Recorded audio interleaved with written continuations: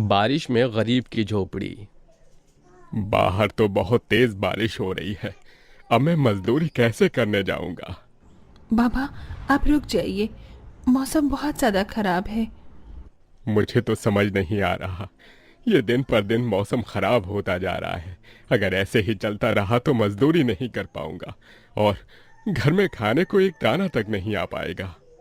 तभी बहुत तेज आंधी तूफान चलता है। अरे देखो, जरा देखो, कितनी तेज तूफान चल रहा है। अरे महेश बेटा, तू झोपड़ी के ऊपर तिरपाल तो लगा कर आया था ना? हाँ बाबा, लगा दी थी तिरपाल।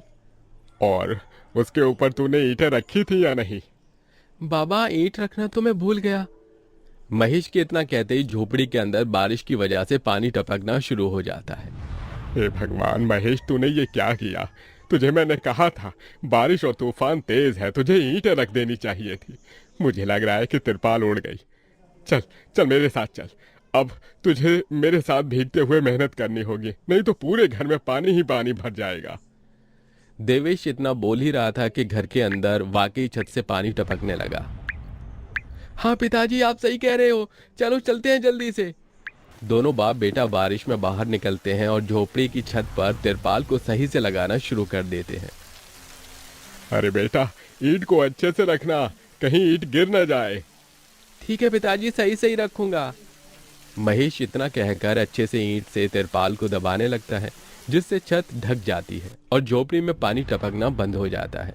लेकिन इसी के चलते हुए बेचारे दोनों के दोनों बहुत बुरी तरह भीग जाते हैं। अरे चलो बेटा, बहुत ठंड हो रही है, बाहर घर में चलते हैं। चलो, बरसात में मौसम बिल्कुल ठंडा हो गया है। हाँ पिताजी, आपने बिल्कुल सही कहा, चलिए। जब दोनों बाप बेटा घर के अंदर आ जाते हैं तो मेघा उन्हें सूखा कपड़ा देती है और अपना शरीर पोंछने के लिए कहती है। आप लोग अपना शरीर पोंछ लो और सूखे कपड़े पहन लो, ठंड लग सकती है। मेघा के दिए हुए कपड़े दोनों पहन लेते हैं। तभी बीमार शकुंतला बिस्तर पर पड़ी हुई मेघा से कहती है। अरे बेटी, तूने खाने के लिए कुछ बनाया नहीं? माँ, मैं बारिश के रुकने का इंतज़ार कर रही हूँ। घर के अंदर खाना कैसे बनाऊंगी? सारे में धुआं ही धुआं हो जाएगा। मेरी दवाई का समय हो गया है और मुझे भूख भी लग रही है। ठीक है माँ, मैं कुछ करती हूँ। मेघा अपने सिर पर एक सफेद कट्टा रखकर बारिश से बचते हुए बाहर से कुछ ईंटें लाकर घर के अंदर ही छोटा सा चूल्हा बना लेती है और उसी पर खाना बनाना शुरू करती है। अरे बेटी, पूरे घर में धुआं ही धुआं हो गया है। पिताजी, खाना बनाना भी तो बहुत ज़रूरी था। मेघा जैसे तैसे करके जल्दी जल्दी खाना बना लेती है। वो खाने में नमक मिर्च वाले चावल ही बना पाती है। माँ, माँ उठो, ये लोग खाना खा लो।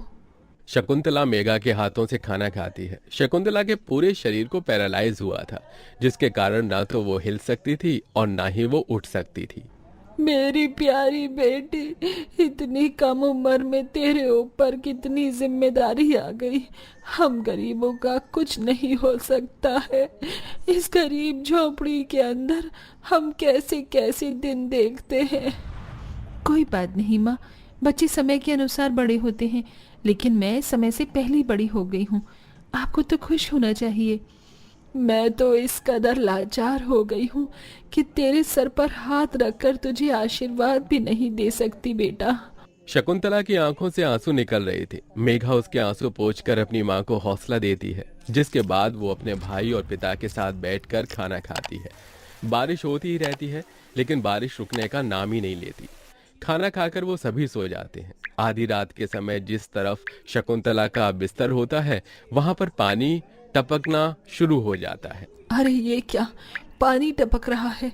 मेघा, मेघा है, सो गई। अब मैं क्या करूं? ये पानी तो धीरे धीरे टपकता ही जा रहा है। शकुंतला रात भर अपने ऊपर टपकते हुए पानी को ऐसे ही झेलती रहती है, जिसकी वजह से सुबह तक उसके पूरे शरीर में बुखार फैल जाता है। अरे अरे ये क्या माँ, आपको तो बहुत ही बुखार हो गया है। रात भर ये झोपड़ी की छत टपकती ही रही। मैंने तुम्हें उठाने की कोशिश की, लेकिन तुम्हारे तक आवाज नहीं गई। ये सुनकर मेघा को बहुत अफसोस होता है। वो सूखे कपड़ों पर अपनी मां को सहारा लगाकर लिटा देती है और उनके कपड़े भी बदल देती है। लेकिन तभी अचानक से गांव में बाढ़ आ जाती है। अरे अरे ये क्या हो, यहाँ तो पानी भर रहा है। अरे लगता है गांव में बाढ़ आ गई है। अरे हम लोग क्या करें। अरे बेटा महेश, आ, आ, आ, अरे भाई, अपनी माँ को कंधे पर उठा, नहीं तो हम सभी बह जाएंगे। अरे पानी में कोई जुगाड़ करता हूँ बेटा। देवेश फौरन घर के बाहर जाता है। जहां वो आसपास देखता है उसे एक रेडी दिखाई देती है। देवेश उसे लेकर आता है जिस पर शकुंतला को लिटा देता है। अरे चारों तरफ पानी ही पानी हो रहा है, हमें अब यहाँ से जाना होगा, नहीं तो पानी में हम डूब जाएंगे। तभी अचानक से उनकी झोपड़ी पानी में डूबकर बह जाती है। हमारी झोपड़ी चली गई। बेटी, अब हमें भी यहाँ से चलना होगा।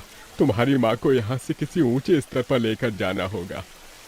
देवेश, महेश और मेघा तीनों शकुंतला को रेडी के साथ वहां से ऊंचाई पर लेकर जा रहे होते हैं, लेकिन पानी बहुत ज्यादा होने की वजह से रेडी का संतुलन खराब हो जाता है और वो पानी के साथ बहने लगती है।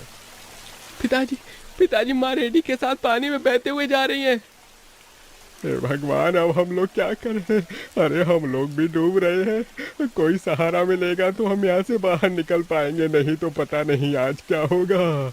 हे भगवान, कोई हमारी मदद करो। हे ऊपर वाले, कुछ तो करो। तभी मेघा को एक बड़ी सी लकड़ी का सहारा मिलता है। वो उस लकड़ी के सहारे अपने पिता और भाई को भी बचा लेती है, जिसके बाद वो तीनों लकड़ी के सहारे तैरते हुए एक ऊंचे स्तर पर पहुंच जाते हैं जहां पर काफी लोग होते हैं। हे भगवान, मेरी 8 साल की बेटी थी, कहीं नजर नहीं आ रही। इस बाढ़ के कारण वो पता नहीं कहाँ पानी के साथ ही बहती चली गई।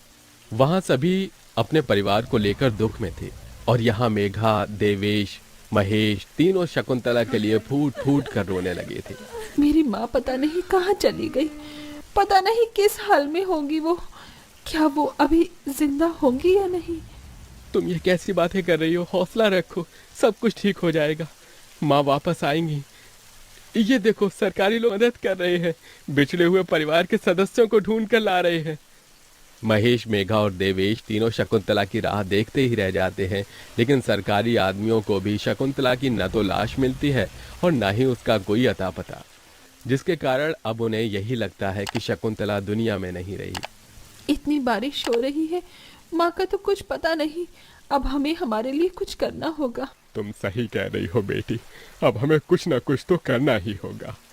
देवेश और महेश दोनों बाप बेटे जंगल से लकड़ियां इकट्ठी करके वहां झोपड़ी बनाने की कोशिश करते हैं, लेकिन बार बार बारिश के पानी की वजह से उनकी झोपड़ी बन ही नहीं पाती। बारिश बहुत जोरों से हो रही है, मैं यहाँ वहाँ से पन्नियाँ इकट्ठी करती हूँ। मेघा पन्नियां इकट्ठा करती है और उन्हें जोड़कर तैयार करती है, जिसे वो अपने पिता और भाई के ऊपर रखकर उन्हें बारिश से बचाने की कोशिश करती है। और इसी के चलते महेश और देवेश झोपड़ी बना लेते हैं और उसमें वो सब रहने लगते हैं। चलो, हमने जैसे तैसे करके अपने लिए मजबूत झोपड़ी तो बना ली। काश माँ और मिल जाती तो अच्छा होता। मेघा अफसोस करते हुए रो रही थी कि तभी उसे झोपड़ी के बाहर से अपनी माँ की आवाज आती है। मेघा, महेश, कहाँ हो तुम दोनों?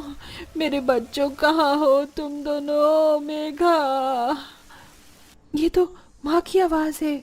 मेघा जैसे ही झोपड़ी के बाहर आती है, वो बारिश में भीगते हुए अपनी माँ को खुद अपने पैरों पर चलकर आते हुए देखती है। माँ, अब चल सकती हो, आप हिल सकती हो, अब खड़ी हो सकती हो। ये सब कैसे हुआ? ये तो एक चमत्कार है। बहते बहते पता नहीं मैं कहाँ पहुँच गई थी और बेहोश हो गई थी। जब होश आया तो हाथ पैर अपने आप काम करने लगे थे। फिर तो मैं ढूंढते हुए यहाँ तक आ गई। ये भगवान का चमत्कार ही था। हमारी झोपड़ी भी टूट गई। भैया और पिताजी ने दोबारा झोपड़ी बनाई है और इस बार बहुत मजबूत झोपड़ी है। एक बूंद भी नहीं आ रहा अपनी झोपड़ी के अंदर। माँ, चलो, हम सब एक साथ पहले की तरह रहेंगे। शकुंतला को सही सलामत देखकर महेश और देवेश दोनों बहुत खुश होते हैं। वो सभी एक दूसरे को गले से लगा लेते हैं। इस तरह बारिश में भी गरीब की झोपड़ी उनके काम आती है और वो उसी में अपना गुजारा करते हैं। बरसात खत्म होने के बाद महेश और देवेश दोनों मिलकर काम करते हैं और पैसे जोड़कर अपने लिए पक्का मकान बना लेते हैं, जिसके चलते अब शकुंतला भी अमीर घर की कोठियों में काम करके कुछ पैसे जोड़ती है और धीरे धीरे घर की परेशानियों को खत्म कर देती है। अब वो सभी